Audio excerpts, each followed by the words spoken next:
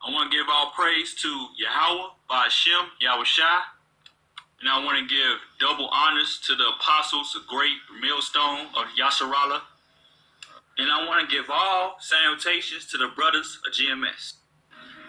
This is Matthew 24:6, and ye shall hear of wars and rumors of wars. See that ye be not troubled, for all these things must come to pass. But the end unfortunately, is we have not already yet. received reports of loss For nation life and shall material rise damage against that nation, not yet and kingdoms quantified. against We will do kingdoms. that in the coming hours and days. And there to learn shall be what damage famines the earthquake and has pestilence and earthquakes in diverse places. And we do have breaking news from...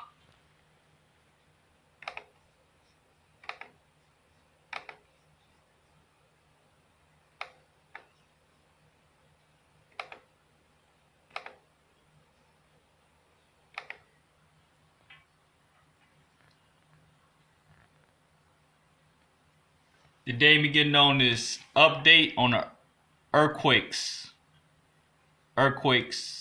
around the world. Check out the clip. Major earthquakes hit Hawaii Friday, not far from where Big Island's Kilauea volcano erupted on Thursday. The eruption sent rocks and lava flying into the air. One witness described seeing a curtain of fire. Now dangerous levels of sulfur dioxide gas are being reported near the volcano. Here's Carter Evans. Molten lava and ash spewed hundreds of feet into the air and onto the streets of the mountainside community near Hilo. Residents under a mandatory evacuation tried to outrun the lava flow. We're evacuating. Everyone needs to leave now. The eruption started after hundreds of small quakes hit the area earlier in the week. Residents began documenting the growing cracks on the streets in front of their homes. It's gotten bigger over the last hour. A magnitude 5 earthquake hit on Thursday, and the volcano began to erupt shortly after. Lava could be seen bubbling up on the streets in the community of Leilani Estates, 25 miles east of the volcano. At least 2 houses were on fire, and drone footage shows a red line of lava snaking through trees several miles away. Time-lapse video shows the continuous flow of lava deep inside Kilauea. Residents on the Big Island are now being warned about exposure to high levels of sulfur dioxide from the lava, a gas that can cause intense coughing and burning throats.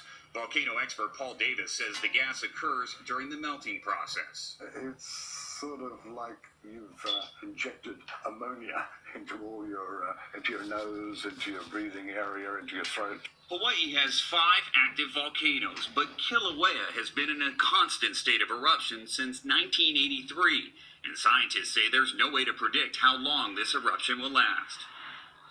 The Red Cross is telling people to prepare to be out of their homes for at least 2 weeks, and authorities are warning those in the path of the lava if they do not evacuate, rescuers may not be able to save them. Tanya? Carter Evans, thank you. Michael Poland is a geophysicist for the U.S. Geological Survey. He joins me now from Vancouver, Washington, with more on this eruption.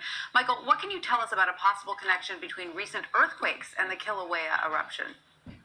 Well, the spate of earthquakes that we've seen over the past week were mostly related to the motion of magma underneath the ground as it broke rock in order to get to the site that it's currently erupting. But over the last hour or two, we've seen a pretty significant increase in strong earthquakes, magnitudes 4 and 5, that suggests that this intrusion of magma has pushed on the flank of the island. It's actually caused the flank to move outward a little bit. Is this sort of behavior common? I mean, there were also new eruptions Friday after the volcano first erupted. Is this what we can expect? Or, is it possible we haven't seen the last activity from this volcano? Yeah, certainly it's possible. This is just the opening round. Oftentimes we see short duration eruptions from small fissures before the massive magma beneath the ground sort of gets it together into one eruption with a little bit more power. It's difficult to say how that may evolve. Perhaps this will peter out, or maybe there will be a fresh supply of magma that enters the system and that will result in a longer term eruption. So there were no immediate reports of injuries, but what other dangers could exist to people in the area going forward? Well, certainly right now, the earthquake risk seems to be a bit elevated based on all these strong earthquakes that are occurring on the flank. But I think Representative Gabbard said it best with the sulfur dioxide levels in the area are quite high. So while the threat to life from lava flows may not be that great because you can get away from those fairly easily, anyone with respiratory problems will certainly be feeling the effects of the SO2 gas in the area. And can that be deadly? It can in high concentrations if you're too close and you have some respiratory issues. So definitely if you start feeling that irritation in your throat, you should try to move to cleaner air as soon as you can. Now, Michael, we've seen some cracks in the road around where this eruption took place. What is the significance of seeing that? Those cracks are showing deformation of the surface as the magma was intruding into the area. As it was coming in underground, it sort of pushes the ground apart and fractures it. So those cracks were really some of the indications that we had very shallow magma. We knew it was beneath the ground there based on seismic evidence, but those cracks were certainly evidence that it was getting quite shallow beneath the subdivision. And so could we see more eruptions or earthquakes in the coming days? Absolutely. It's quite likely that there will be continued small fissures that form, and those typically form as small cracks first, and then gas begins pouring out of the cracks before then lava begins spattering out of it. And based on the current spate of earthquakes, it seems like those are likely to continue at least for a short period of time. Is there anything that strikes you as particularly unusual about the activity here?